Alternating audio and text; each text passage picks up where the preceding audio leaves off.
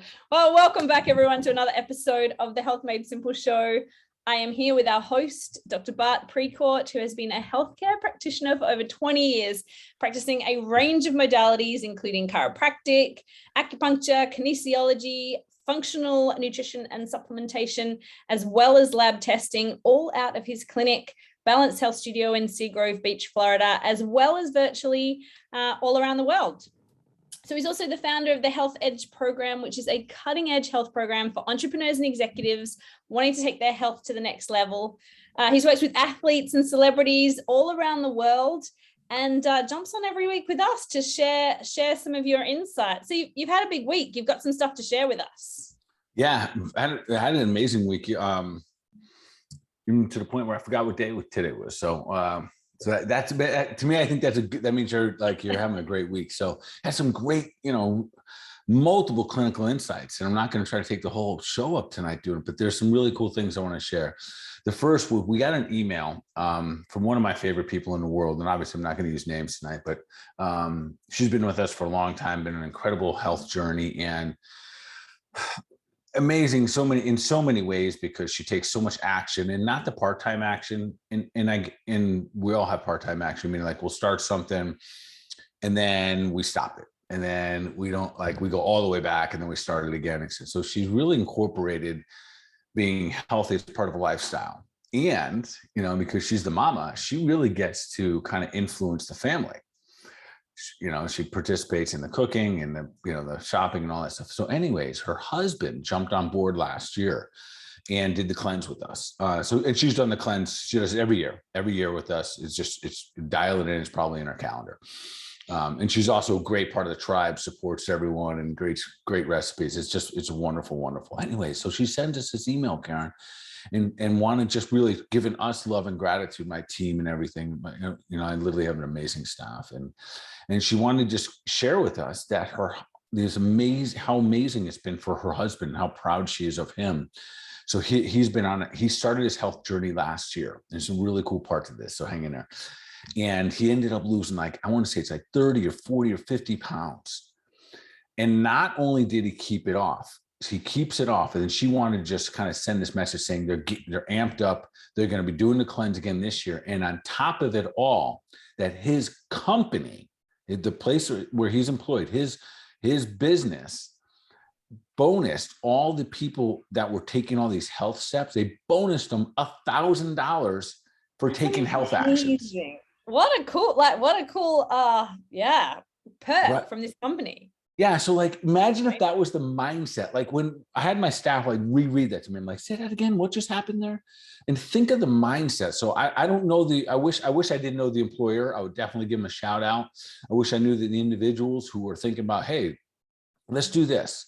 Let's dig deep into our own pockets and spend potentially tens of thousands of dollars on our team if they take action to get healthier. And I don't know any of the parameters, but I know there was some, do this and do this, but just the mindset of that. And instead of running and hiding, instead of all this other stuff that we are now thinking about when it comes to our health, what if you took action and it was measurable, and you took more action and you got rewarded and benefit? Because it's really a win-win. I know it's a win-win. I mean, the company is going to benefit too. People have less sick time, more productivity, more energy, happier to be in the workplace. Yeah, no doubt about it. And it's really this simple when people say, well, are healthy people real more productive? Absolutely. All you need to do is have employees or coworkers that come in one day hungover, and you realize that healthy people at some stage, maybe throughout our whole life, some of us have done that. We might know that, hey, we're not very productive on those days. No. And when we're sedated, whether it be through, alcohol or medications or poor sleep or staying up and watching TV too late or on our phones, but it doesn't matter what it is. But when you come in and you're not at your best, you're less productive. And no matter who you are and you think, oh no, I'm just productive. No. Because if you had more energy, if you had more mental and physical stamina, you would really just get, do more. So I really wish I could applaud the individuals who did it. So there's so many victories there. One, the girl, I'm going to keep the whole family nameless right now, but the girl who has been committing to her health for, I want to say, man, it's been many years. It's probably been over 5 or 6 years that I know that I've been working with her. Yeah. I still remember crystal clear the day she walked into our office. And then the fact that she's had influence on her children and her husband. And now that they make, a lifestyle out of being healthy and taking healthy actions. And, and what's so cool about that is that once you get it rolling, like the momentum works almost on itself. It becomes more and more effortless. And then for that company to step up and do that in an era that there is today, where we're like taught, like, hey, if you get a sniffle, go home and like run and hide, like when we should be talking about self-preservation and strength and vitality more now than we ever have. So that was a great clinical insight.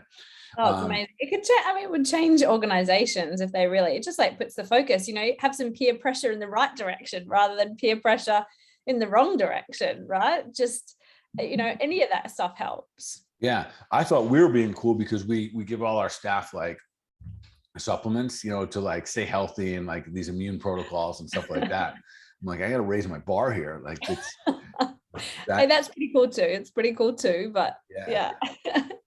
Yeah. Oh man, I don't give my stuff. Yeah. Supplements or $1,000. They're watching this recording now. Hi team, I'll have to lift my bar too. Yeah, imagine if that became the standard, or that became like when you went for a job and you were like, so what do you do to, support the healthy people or people that want to take action? Do you have any benefits for them? Like, as much as we look for health insurance, it's really sick insurance.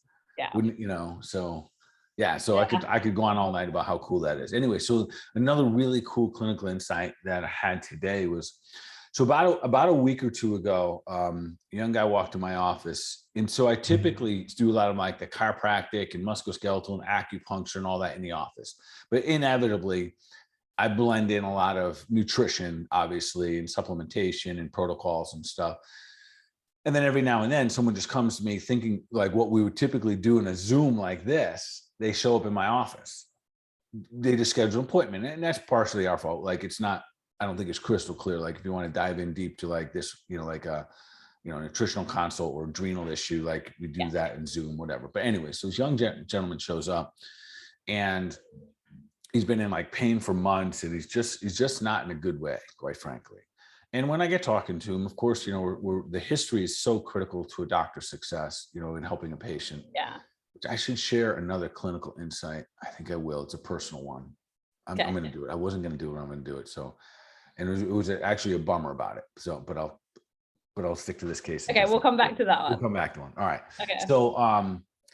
So anyways, he comes in and when we're talking, this guy, he's like got his back pain. And he says to me, I'm so miserable that the more I work out, the worse I feel. Like he's breaking down more, his back pain's worse and he can't recover. And it's taken him like 10 days to recover, which is an immediate red flag in terms of your adrenal fatigue. So if anyone's listening today and like the more you work out, like it seems like you're digging a deeper hole, or the more fatigue you're getting, or it's harder to recover from your workouts, muscle aches, that's what I'm talking about, muscles, tendons, and ligaments, not really recovering well. I'm not talking because you just did a good leg workout or a long run or something, but I'm talking about the more you work out, it almost seems to be counterproductive. Well, that was his situation. So we kind of shifted a little bit, and long story short, got him adjusted. He felt amazing physically in the moment, and then take all the pressure off his nerves and everything, and gave him what I'd call my all-in adrenal protocol. And we're doing many things at this point. We're using herbs, we're using desiccated, we're using vitamins and minerals. It's an all-in. It's a pretty heavy protocol, but the reality is it freaking works. So, and there's dabbling with your adrenals, and he was in what I would have called phase 2 of adrenal fatigue, where it's kind of wired and tired, absolutely exhausted, but can't rest. Phase 3 is the full out, like, you're toast. Anyways, he comes in today, and this is probably 9 days, I think 7, 8, 9 days later. And I almost didn't recognize him because and again, that's not long. No, 9, it's 10 not. days. Yeah. It's not. And I didn't recognize him because like the first day he came in, it was like this, it was a noticeable, energetic, dark cloud that was coming with him. Yeah. And for me in my office, like I'm not super great with names, but people's energy, and like what's going on their spine and stuff like that. Like I got it dialed in. And then, so I almost didn't like recognize him because I couldn't place it. I couldn't like, and then we got chatting. I'm like, oh yeah. And I had his file. I just didn't look at it, and that as of yet. And I was just in conversation, and he was talking to me how like his brain is working and his body's feeling better. Still has to make some sores in his back. And he said, I got to be honest with you, doc. And I'm always nervous when it starts that way. Yeah. I never really know what happens. Just like when you're talking with someone says, I got to be honest with you. You don't know what's really going to happen. Like what have I done? Yeah, they're going to give it to me now, or they're going to pat me on the back, whatever. So he says to me, I've been an entrepreneur all my life. I do travel all over the place. And several months ago, I stopped dreaming big. And he's I was in so much discomfort, and I was just surviving. I definitely wasn't thriving anymore. He's like, I stopped dreaming. I stopped planning. I used to plan all the time, and I would always plan bigger. And it was part of like getting me up every day. And I get that as an entrepreneur. And I think a lot of people listen to say that like just the thought or the excitement, the journey of like the dreaming big is what keeps us motivated. It's like what keeps our fire going. And when you meet someone that has that fire going, doesn't mean if they're accomplishing any of it. It's magnetic. It's just totally. I think part of the joy of life, of just the dream of moving in the direction. And he was welling up a little bit and saying, I didn't have, he's like, it was all gone. He was like, I was just trying to get through every given day. And he's like, this week I started dreaming again. Oh, how amazing. So amazing. Yeah. Because he finally started to feel better. Yes. Finally. Yeah. Finally started to feel better. And he said, so I don't know what it is. And he started saying, I don't know if it was the adrenal tonic or the one that was fixing the glands, or I don't know if it was the adjustment. He's like, but I'm dreaming, I'm excited again. And that's what I saw. Like, I didn't see the dark cloud anymore. So I almost didn't recognize him. That's amazing. And I saw this young man who was like fired up, and he's like, yeah, I still got some pain. And a couple interesting comments that came after. And he said to me, my big lesson is, I said, I don't know. I don't know. What is it now? And he said, I'm never going to let it go that far again. Yeah. What a good one. Yeah. And he said, I was always too busy. I was always traveling, and I think I want to share that tonight, because there's so many people out there, folks, and you might be one of them, being in pain. So, and I don't know. He asked, what do you think happened first? You think the pain caused the adrenal fatigue, or the adrenal fatigue caused the pain? Because adrenal fatigue can definitely set the stage for being in a lot of pain, because you can't recover. Yeah. Being in pain, having pain in your life on a regular basis, physical, emotional, chemical, whatever it may be, can cause adrenal fatigue. So it's hard to say which one causes which, but one can cause the other. And I told him, I said, I don't know. I said, it doesn't matter. The strategy is the same. You continue to move better, eat better, think better. You continue to supply your body with it. And I think you don't have to let go that long. If you're in pain, you can do something. If you're fatigued, do something. It was either of them, right? It really was. Like, if he had addressed either one of them, and maybe he did, and not everyone knows where to go with those different, like the different things. Yeah. And so I think more than anything, and I might be speaking to the guys mostly on this, or the women with guys who think that they're fine at home. So here's a guy that I'm telling you, I did not recognize him today. And he could have the same damn clothes on. I don't know.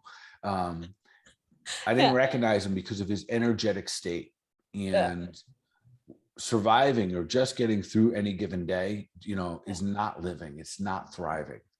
And we have this very, very short moment to be here on this earth. And if you're not thriving, and it's because you're exhausted mentally, you're exhausted physically, I'm telling you, go do something about it. Like, there are answers. And if you can't find one immediately, go look for another place. But there's no need to be walking around toast all the time, to be walking around in pain all the time, to be walking around sedated. So that was another eye opener for me, to continue to be, as bold as I can as a practitioner, and push people a little bit more and saying, listen, you don't have to live away. Don't settle. Yes. Don't settle for less than superhuman. Because people do. I feel like you develop a new normal. Look, I've done it with health things myself. You're just like, oh, my stomach always feels like that, or my back. Oh yeah, I've always had back pain. Or, I mean, how many times do people say that? Oh yeah, I've just always got a dodgy shoulder. I don't know. I mean, maybe but like you say, like, I don't know. You say lots of things like that. I just get headaches. All these things I've heard multiple people say, like, all the time, right? You just accept it, and that's your new normal. Yeah. And so it really boils back down to the action. A lot of it is so simple. And that's, of course, what we're trying to, send that message here in our Health Made Simple show is that a lot of times it's simple action. So again, I want to salute everyone, whether you're watching this in replay, you're here with us live, like power to you, pat on your back, high five, because these little moments keep a good thought in our mind saying, yeah, like, what else can well, maybe the better question would be, what if I had a little more mental clarity? What if I had a little bit more energy in my life? What if I had, emotional and physical stamina? Like what else? Yeah. When we talk about energy and stamina, I mean, how many of us, I was kind of talking about before, how many of us always say, I'm not, back when we were talking about the corporate wellness kind of stuff, how often do we say we don't have enough time? I don't have enough time. I don't have enough time. But do you really not have enough time, or do you just not have enough energy? Because really, I think we run out of energy first. Most of the time we run out of energy first. Like eventually you get tired. You just, stuffed all these things into your day. Imagine if you had more energy. Yeah. And instead of trying to, I think what often happens in those scenarios that people might say, yeah, I need more energy, no doubt about it. And they think of like all the things that maybe you and I talk about or listen to other health podcasts, and they think of all these different things that get overwhelmed because they're trying to eat like the whole pie at one time. And that, I'll encourage to be mindful of that, because we can overwhelm ourselves with too many things that we're trying to do, and it shuts us down as well. So I'd encourage just one thing at a time, like one little bitty thing at a time. Another little clinical insight relative to this was that another young woman came in, and all kinds of stuff like neck pain, back pain. And listen, pain is the funny thing. Pain can make good, healthy, smart people say and do stupid things. So she's young. She's not even 40 years old. And she was serious when she said this to me. She's like, her hip bothers her, and she saw this thing on Google and blah, blah, blah. And she doesn't know if she needs a new hip. A new one, like at 38 years old. And I said, new hip. Wow. Yeah. Like, because she think, well, I'm in pain. And that's what I mean. That's the thing about pain. Like pain can make smart people really, really dumb. Like, and I mean that the actions you might take when you're under duress or stress probably wouldn't be the same ones you would take if everything was cool, or if you were helping someone navigate. Clearly. Yeah. So anyways, this was a good example that I had with her. So she's like, I don't have time for all that. We were talking about yoga. We were talking about getting a couple extra adjustments, maybe finding some time for a massage. And I talked to her how my wife and I do it. We have a standing Thursday, 2:30 massage therapist appointment happening right here in this room every Thursday. I love that. Back to back. And this is something we committed to a long time ago. And we don't get any discounts or anything like that. We'll use our therapist, but everything we pay them to come here. That's the most efficient thing for us time-wise. If it's not on my schedule, I'm not doing it. Yeah, totally. It's that simple. So she's like, I just don't have the time. And then, so she's like, I have 3 businesses. So this was the funny thing. I'm like, when you first started a business, if I told you to start all 3 businesses at one time, could you have done it? The answer is no. No. She wouldn't have the mental capacity to do it. But as she did one business at a time, her and her husband have sold multiple businesses, and they got good at it. It became easy. This is the exact same thing that happens with health. Cutting gluten out this week might be tough. So don't cut gluten out. Try to walk 10 miles a day and all this other stuff all at one time. Just take little pieces. Yeah. Once she got that one business down, she found time, energy, and creativity and space to start another business. Mm-hmm. And then because those got so easy, she had time and energy to do another one. Yeah, wow. Yeah. The missing link was the value associated to thyself. And, we're all guilty to some degree of that. So as we're rolling into this like new year, and because I hear it a lot right now too. So like, I don't know, maybe it's just because I see so many people that are actually excited about the cleanse this year. And I see less and less people kind of like being like, nah, it's not for me. But I still do some people say, oh, I don't have time, or I'm traveling. I got to wait for a better time. There's never a better time than to do like a cleanse. Then New Year's. Yeah. Yes. Then like really right at the beginning of a new beginning. Yeah. Awesome thing to do at the start of the year. Kickstart 22 off right. We've actually got a question in Facebook here. Will the cleanse help adrenal fatigue? Yeah. So one of the answer is yes. And here's how, because we're going to reduce inflammation. Inflammation is a beast. So if you had technically had like adrenal fatigue, so here's a couple of things in the cleanse. Because I go live with the group every Monday, and I'm going to say to people, listen, if you're tired, sleep. It takes energy to detox. Yeah, right. Massive. Adrenal fatigue, part of the medicine, you have to sleep more. Like Yeah. it's absolutely required. But if you get your body clean, if you improve yourself from the inside out on a cellular level, will it help your adrenal system? Absolutely, positively. If you're supplying yourself whole foods from God's garden for 10 days straight and no toxins, the amount of nutrient rich and dense foods that you put into your body that you're going to supply your tissues, organs, and glands with, yes. So that simple answer is yes. And that being said, if you think you got adrenal issues, probably worthy of you and I, or you find someone like myself who knows how to deal with them, that has good experience with helping, getting the right protocols together. Because when you get back, and I know this firsthand, I've gone through adrenal fatigue twice in my life. When you get back into your groove, like you're like, oh, yeah, I'm not going back there again. And you're amazed on that. It's not because of your age. It's not because of your old injuries. It's not because of the people around you. You didn't hate your job, all of those things, because now you have the capacity to handle them all, and literally your life opens up. So if you're dealing with a little adrenal fatigue, definitely address it. Yeah. Awesome. And good follow-up question here. Is there blood work that can test your adrenals? There is lab work. The blood is not the best. You can test like cortisol in blood, but it's not what I use functionally. To really do it properly, you do what was called an adrenal stress index test. It's easier than blood. You do it at home. It's a saliva test. We want to see that cortisol level active through the course of the day. So you end up spitting in, I believe it's 5 different vials through the course of the day. And it's timed. And because we want to see clinically, we want to see a very specific type of pattern with your cortisol levels. They should be high in the morning and then lower as the day goes, but sometimes they go all wonky. And that lets us know kind of where you are. Do I need to help just the gland here? Do I just need to activate it with some herbs? So it's another set of data that can be very effective. And sometimes, quite frankly, sometimes it's the missing link that makes the person doing it take action. Sometimes they need to see those lab results. Yeah. Most practitioners that are working in functional nutrition, working in functional medicine, we love those labs, and we don't need them. We don't need them, because if I know you're sleeping 8 hours, 7-8 hours, you're waking up tired, that's a red flag. If it's getting harder and harder to recover, red flag. A little brain fog, red flag. A little less motivated, red flag. Getting sick more often, red flag. Skin cutting easier, red flag. All the above. Those are all red flags. And I can go on and on like that. Yeah, those are some. And then obviously just fatigue. Those are all common ones.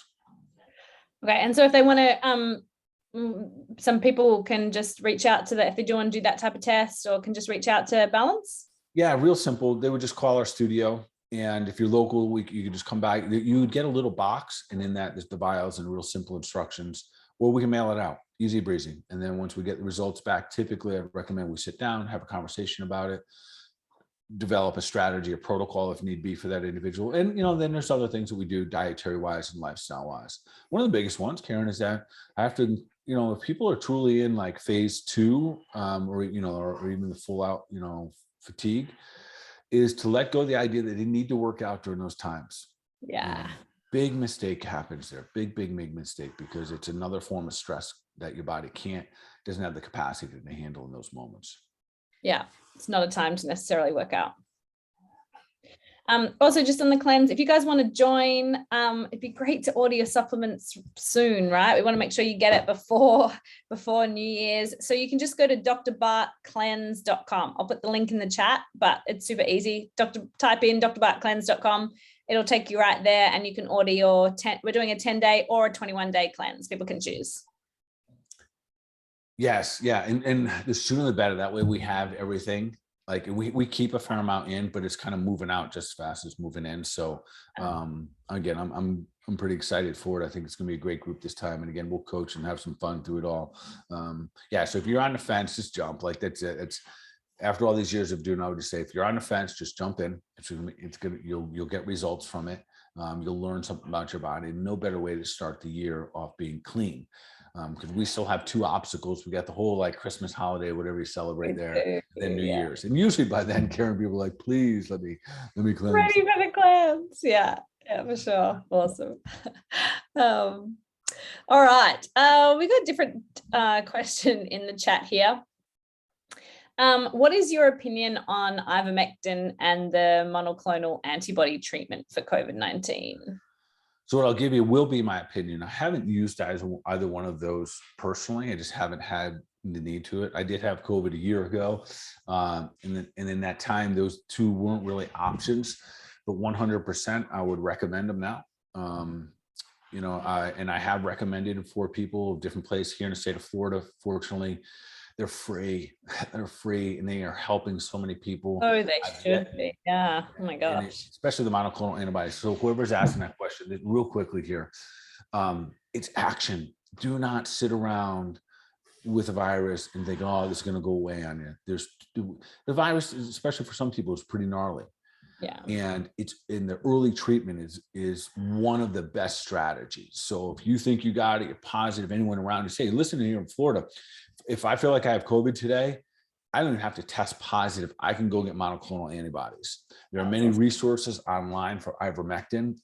It is probably, I think it is the safest prescription drug on the face of the earth. Wow. Okay. 4 billion doses administered. So all the hype you see about it being a horse dewormer and all that stuff, that is just, quite frankly, I don't know where it comes from. I think it's blatantly selfish to put that in people's minds. People are not getting injured by it. I think it's very manipulative in keeping people away from protocols and strategies that are very easy, very expensive, that they're showing very, very good signs of those. So I love that idea of monoclonal antibodies, ivermectin, high dose of vitamin C, D, and zinc. If you have access to hydrochloroquine, we're seeing a lot of results with that as well. And a lot of these, because like, for example, the ivermectin, like what is it doing? It's inhibiting viral loads. And that seems to be its magical part. So it's not letting the virus spread, very much like what we're doing with zinc. And you just get another level of that. So yeah, that's a simple answer. Yeah, I support 100%. And again, it's out of my opinion because I haven't used it, but most doctors don't use what they're saying. I kind of live that life because I'm always recommending, healthy options that I have some experience with or I've given to my clients. So I haven't used that, but I'm absolutely a fan of it. Yeah, awesome. Very cool. Okay, next question. I have been feeling pressure in my left ear for several months. Nothing serious, but recently woke up one morning with vertigo. I did the Ep.83 maneuver and was able to function that day, but I'm still experiencing some dizziness. Any suggestions? Yeah, I like it. So good job doing some good homework here. Some good job of body awareness. So what they're talking about is called Epley's maneuver. Epley's maneuver. Epley's, E-P-E-L-Y-S, Epley's. I'll explain it. So this is what happens. So if you get vertigo, and it's because you literally have these little, I'm just going to call them like these little stones in your ear, and they float. And so there's something that's called the righting reflex. It's kind of interesting. So like, you ever heard of like a cat always lands on its feet, even if you tip it upside down, like those. They do. So that's because it has an amazing righting reflex. It always knows where it is in space. So for example, for me right now, if I tip my head to the left, those little stones will float up and they kind of float back and forth. So they're always keeping my equilibrium. And that's what gives us our balance. If in the event, one of those stones, maybe I have a little infection there, maybe I've got some water or something like that, and I tip my head and that stone doesn't float and it doesn't teeter back and forth, I will literally spin or tip in that direction. Typically, when you have something like that going on, you can almost predict what's going to cause your dizziness. Like you tip a certain way and it reproduces it. So there's a very, very safe easy at home. Listen, this you can Google it and find all these different resources of, people doing it. I'll do it in the office for people who've been doing it for years, but I also am comfortable when, families do it at home like this individual do. You usually need someone to do it with you. Not usually, you have to have someone do it for you. Yeah. And that will often shake it free. Typically in the office, if someone's local, I say, listen, come on in. I do the Ep.83 and I do the adjustment. And most of the time it just knocks it out. If you have access to a chiropractor and you have a very predictable, I turn my head to the left and I get dizzy, there's a chance that that little floater is stuck. And very often, especially if you're a chiropractor, you let them know, they'll rule out some other issues that are making sure that you don't have any other cardiovascular or vascular issues. But then they make an adjustment, often the upper cervical adjustment to like the C1 area, literally rattle that thing free, and it'll work out. And then nutritionally though, but that usually tells us maybe there was a little bit of an infection in there. Okay. And then I would just do the protocol, what should be on everyone's, healthy home medicine cabinet. That's where I would then put them on Angiographism and Congaplex. And those are the immediate, let's go to battle. Let's fight off any bacterial infection. Let's fight off any viruses that are taking place here.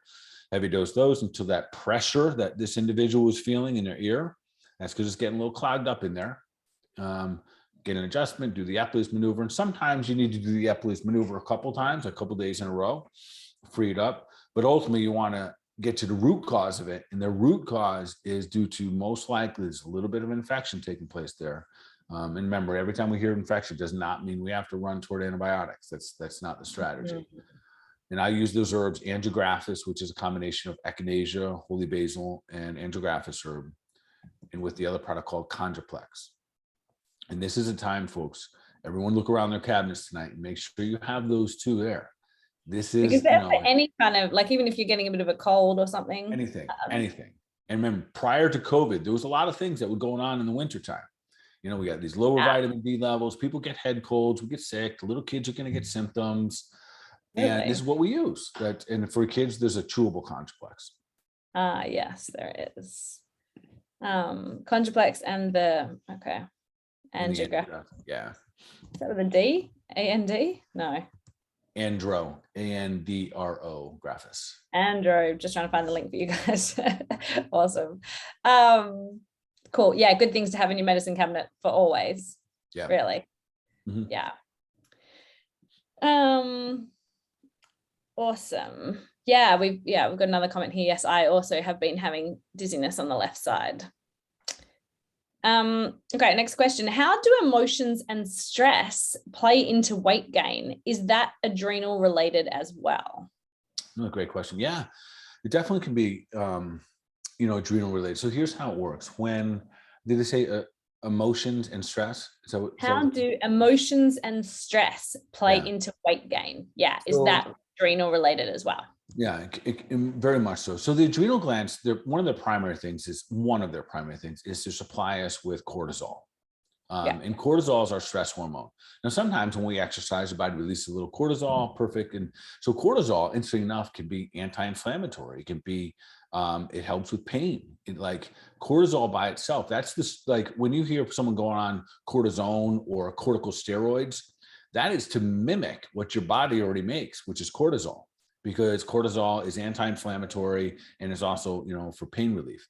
Anyways, when you have constant states, not just a stressful moment, but constant states of stress, these emotions, you're in fight or flight.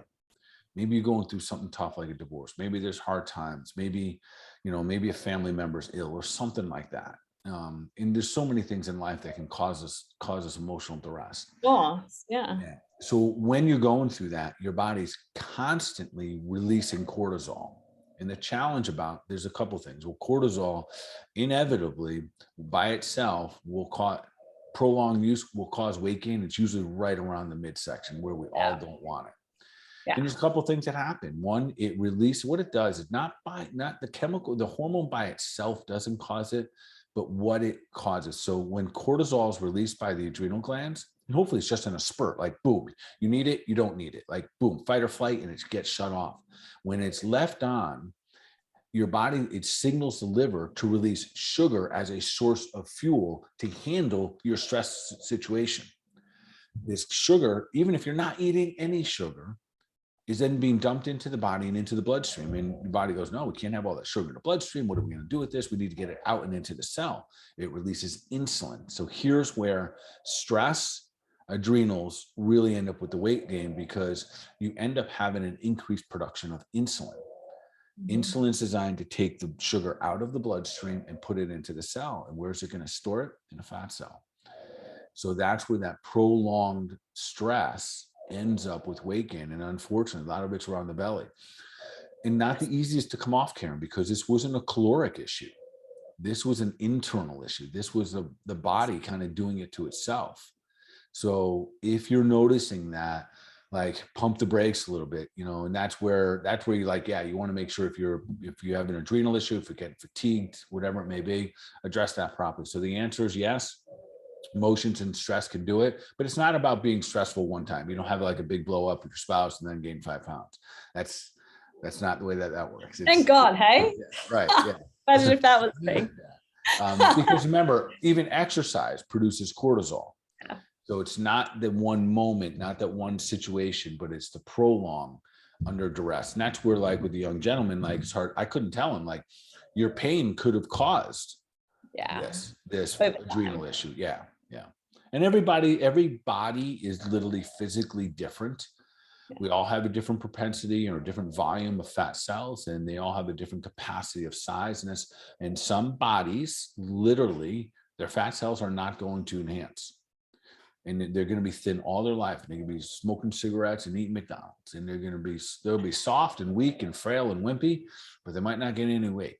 And then other people, based on your genetic code and just how your cells make up your body, you can be under stress, and I see it all the time. I see it after surgeries and the body's under duress. I see divorces and stuff like that where, it just packed on them. This past year has been ridiculous.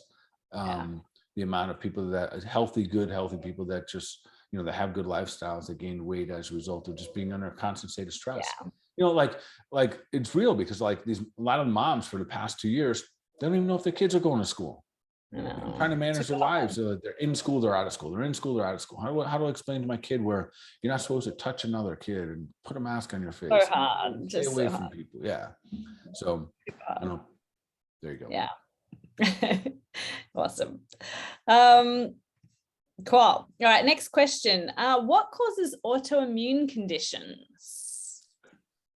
So that's kind of wide open, but I'll try to narrow it down and simple, just coming right off this conversation that we just had.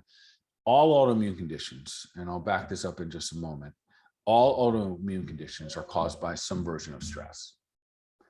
And when we're talking about that stress, it doesn't necessarily have to be emotional stress for that one. No, it doesn't. And to the same point about the question before, stress is stress. Like, you can be overloaded chemically. For example, there's certain autoimmune conditions that, because people are on too many steroids, because they're on birth control, they stress the system out. Estrogen dominance, that kind of stuff, lead to certain things like lupus type, autoimmune conditions.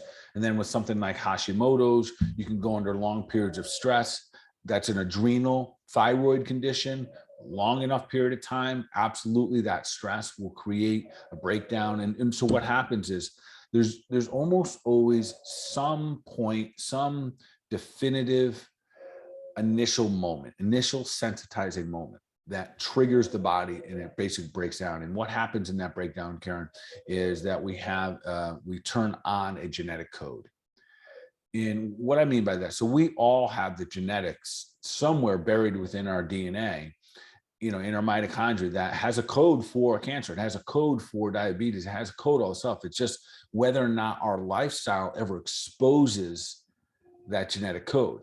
And it's under that duress that happens. Now, the challenge here is this. So there's like there's some vague testing, and there's a test out there called an ANA test. We talked a little bit about this earlier.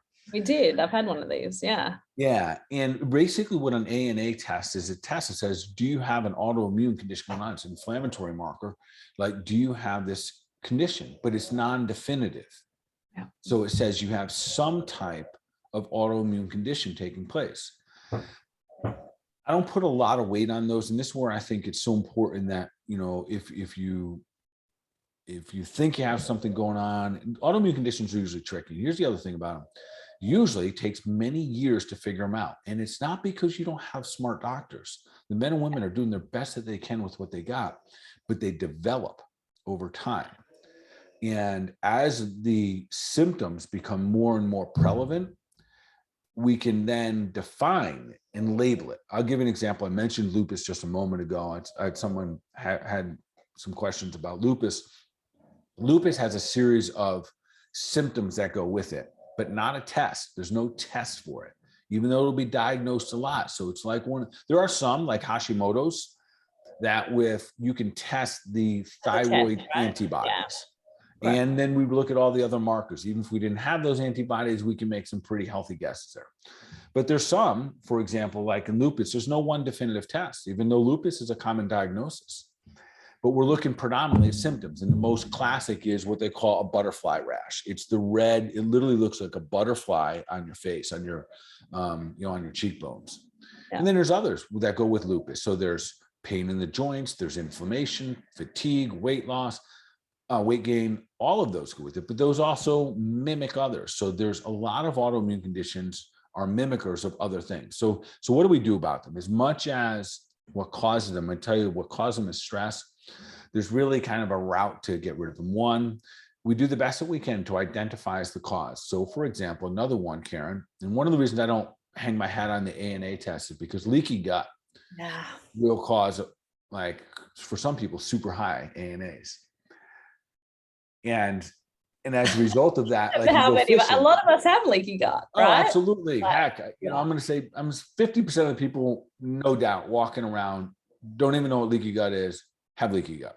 Yeah, for sure. And literally your intestines leak and you get, matter that's not supposed to be in the rest of your body. It leaks out of your guts and your body goes in and attacks it. And then it mimics it and it breaks down things. So, but in those scenarios, if we can identify the stressor has to go. That's an absolute must. In thyroid conditions, when someone gets diagnosed with Hashimoto's, we say, listen, this is just an example. You'll no longer have gluten in your life, period, because it's a trigger for that autoimmune condition. So we know when some of these we can narrow down like that. So we always want to create an anti-inflammatory type strategy. Number one, though, I would tell people that if you have an autoimmune condition, bump up your vitamin D levels significantly. Okay. Yeah. Almost all of them that I see, almost all the time have deficient vitamin D levels. Yeah. Wow. I didn't realize that was so people talk about the gut with autoimmune, but D. Yeah. So interesting thing. So, and part of it is because your body in the autoimmune condition, the body is trying to downregulate inflammation. Okay. What is vitamin D? Vitamin D is a steroid hormone. That's what really is like, vitamin D is anti-inflammatory. So often people are like, I'm taking vitamin D. Why are my levels low? Part of it is because you have inflammation in the body and your body is utilizing that steroid hormone, that compound to help you with your inflammation. And that's why getting to root causes is so important. So with leaky gut, your microbiome's messed up, you can't absorb properly, and you're constantly in an inflamed state. So clinically, this is why it's so important, like, hopefully when you're working with someone, if you guys are, getting to a doctor, you're kind of going through all these different levels of your health and your vitality, because when you get to this point, you go, oh, maybe I need significant more amounts of vitamin D to work as a natural anti-inflammatory for the body and my immune system, as I find the root cause. So that's vitamin D levels, super high. The absolute best herb across the board and there's two other things I want to mention here with autoimmune, which are real important, is something called Rehmannia. Rehmannia is, so I'll put that in any type of autoimmune, whether it's Hashimoto's or you name it, Sjögren's, whatever it may be. If there's maybe psoriasis, something like that, any autoimmune condition, I like to use that herb called Rehmannia. Okay. We have one called Rehmannia Complex. That's what I use. Yeah. And then where was that train of thought? Another one that you like to use. Yeah. Depending on the gland. Yeah, exactly. Depending on the gland, what's so unique. So the company I predominantly use called Standard Process. One of the things that makes them so unique to any company in the entire world is they make what's called a protomorphogen. And that means a very, very specific nutrient that helps the genetic DNA of the body reproduce itself in a better, clearer capacity. So if you have if you know the tissue organ or gland, for example, your thyroid gland, if you know that's the one, you get the thyroid PMG. If it's liver, you get the liver PMG. If it's your eyeball, you get the eyeball PMG. They have a different name than that. Yeah. That's what's so unique, especially That's with amazing. autoimmune conditions. Okay. That will interrupt the amount of damage that the autoimmune process is taking on that tissue organ or gland. If you don't know and you have these ANA tests and you're getting these high inflammatory markers or these high antibodies, you always go to something called spleen PMG. Right. If you have an autoimmune condition, your spleen's involved in trying to fix that. Okay. It's the probably most forgotten part of the body and what it does, but that spleen PMG should be in all autoimmune conditions as well, protocols. So anybody who gets an ANA test or if you know you have an autoimmune condition, remember your body, you're making your antibodies. Yeah. Part of that process, we've talked this a lot this year about the thymus gland and the killer B and the killer T cells and the immune system. But as much as anything, the spleen PMG, super important, plays a phenomenal role in helping your body distract the autoimmune process. So the autoimmune part of your body attacking itself, the PMG distracts it, so there's no damage to the actual tissue. Okay, awesome. I've put those links in the chat. Now we got to follow up. So how long would you take the spleen PMG? 120, well, low dose, long term. Okay. Yeah. And so with that, when I say low dose, it would literally, you could just do one at night before bed on an empty stomach. If it's active, if you like, you're in the middle of I don't know, let's just say a flare up or something, like whether it be Hashimoto or something like that. Like the Hashimoto's, I'd have you take 2 Thytrophin PMGs before bed, empty stomach. Okay. Yeah. We'd like them to be there by themselves. And that's where they'll be targeted. So they don't not target your thyroid, they target the protomorphogen. Okay. And what about someone with MS? Would they benefit from both the Rehmannia and the spleen PMG?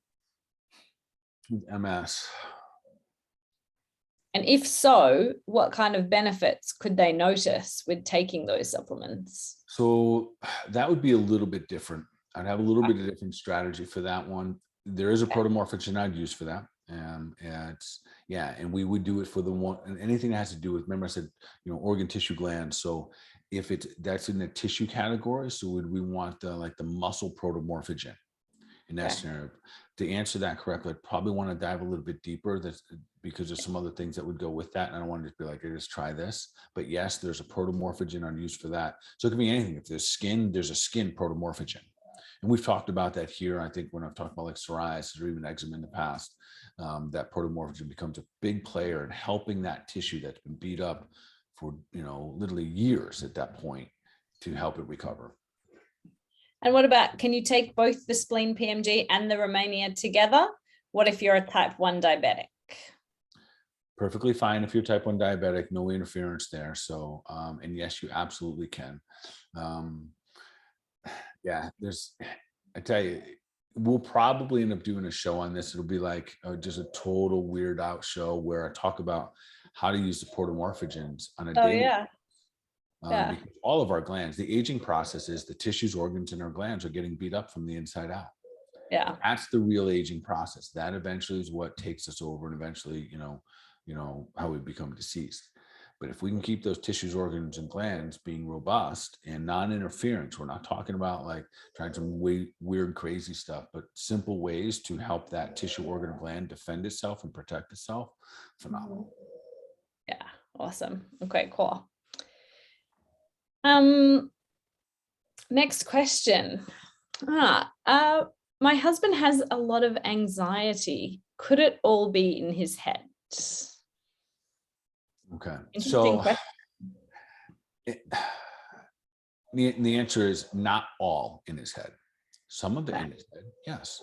And I think this is important for us to at least, I don't think we have enough time tonight to go through like everything I'd probably want to say about that particularly. But let's talk about the part that could be psychological or it could be in our head. So anxiety can definitely, I mean, we've done shows about it before. It can be a whole show, right? Because there's so many different facets to what could. Yeah. So if I was to whip through it real quick with anxiety, and anxiety is literally something, Karen, you and I should just put on our schedule like every 6 weeks that we talk about it. I think it's one of the fastest growing things that like it's just out there, and nobody's immune to it. So to address that probably accurately, I think if you haven't had anxiety before, especially on a like like on a level which really affected or interfere with your life, it's hard to understand what someone's going through when they have it because it overwhelms their body. Yeah. Can't do anything when you're in it.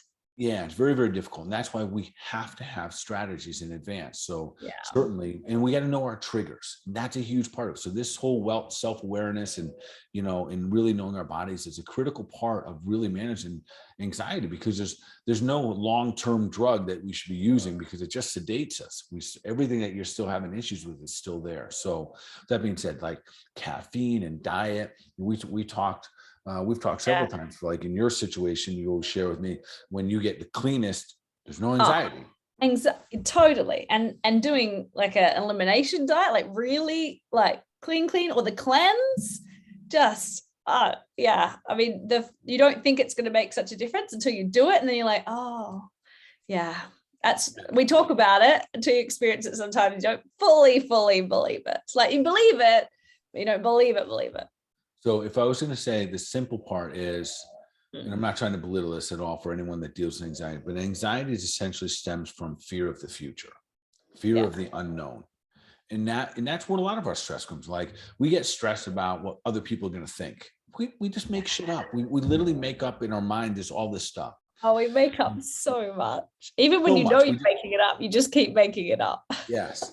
In that part of it, that's what I call predominant thought. And that is important to understand. So when someone asks that question, and I got asked this question today in clinic, actually, could it just be in someone's head? And they were saying it out of compassion. My answer is there's a yes, but it's not the whole story.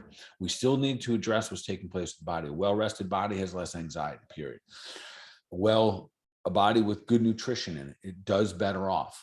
We got to watch for stimulants and triggers and, inflammatory stuff, caffeines and coffee, all of that is just like usually just going to plug it in and make it worse.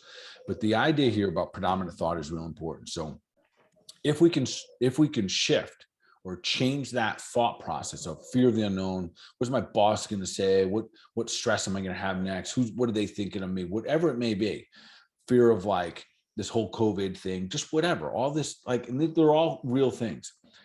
If the brain starts going there, if it's not stopped, we stop the stressor and we create a new one, it just keeps going. It is a absolute downward train wreck going downhill. And then all the other things that you do, like I love, like literally anxiety, number one, kava absolutely puts the brakes on that train. It stops it in a track, and now everything's really good. Yeah. But to incorporate this next part is my number one suggestion for people that their brain is going in the wrong way is start to become an avid reader. Yeah. For a couple of reasons. For all of us that like to read, I love to read. Yeah, so do I. I'm back on a reading kick right now. And sometimes reading means audible, but nonetheless. But I love, because what happens is it gives us predominant thought. Yeah. Which means that when we are thinking about those things, we often start to think about them and then we share them, especially if you're reading a really cool book and you're just trying to spread the love.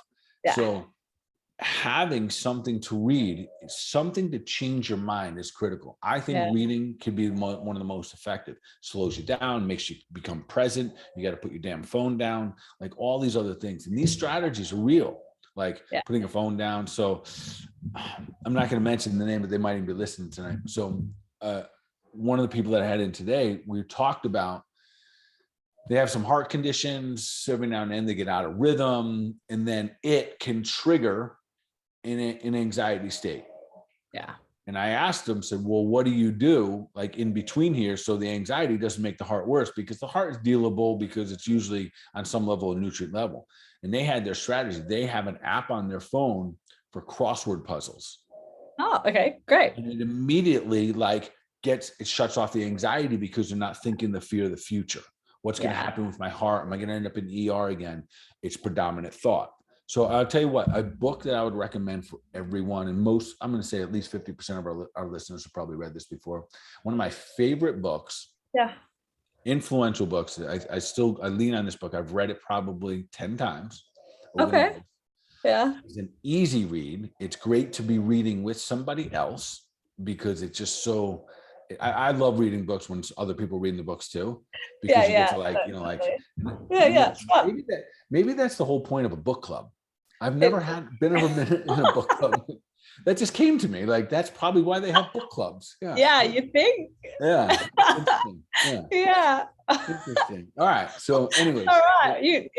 Next week, guys. Dr. Bart's book club coming your way. So there's a real simple book called The Four Agreements. Okay. The author's last name is Ruiz, R-U-I-Z. Karen, it's this little square book. Okay. It's only about that big. It's probably like 5 inches by 4 inches. Okay. Easy read, but man, impactful.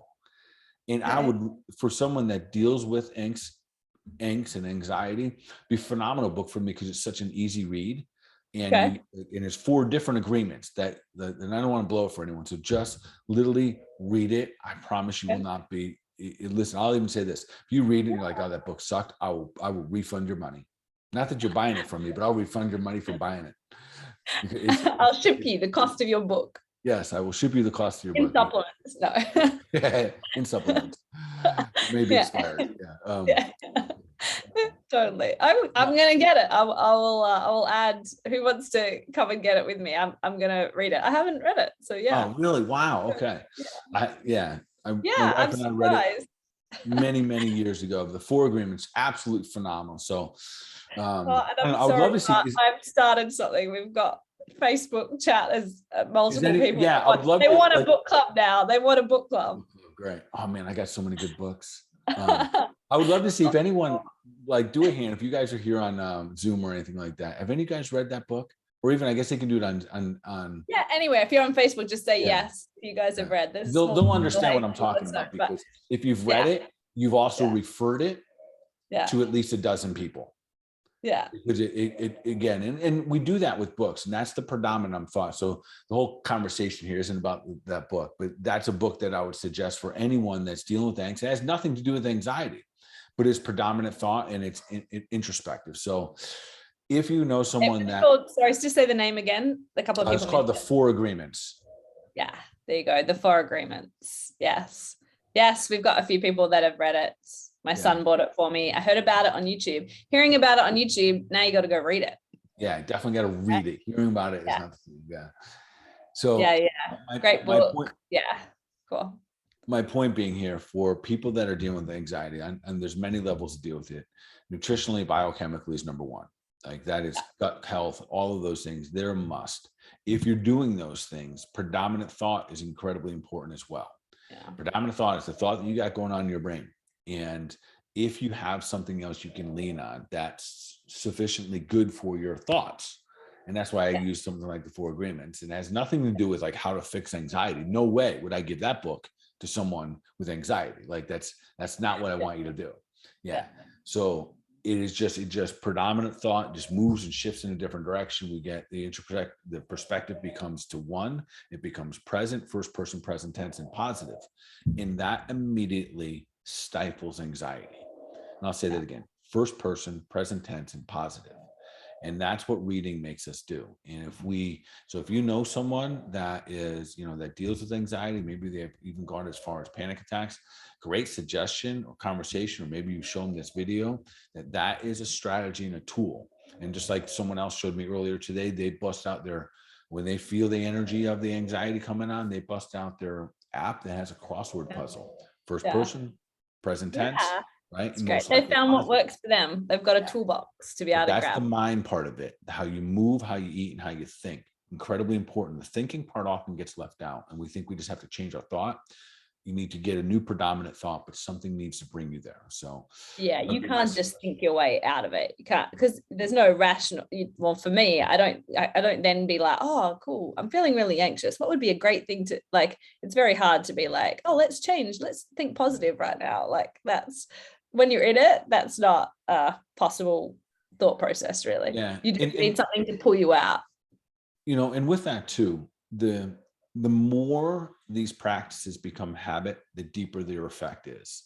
Yeah. And I can't emphasize it enough if I learned something over 25 years, listen, there's a lot of cool things to do that like, oh, I did this one thing.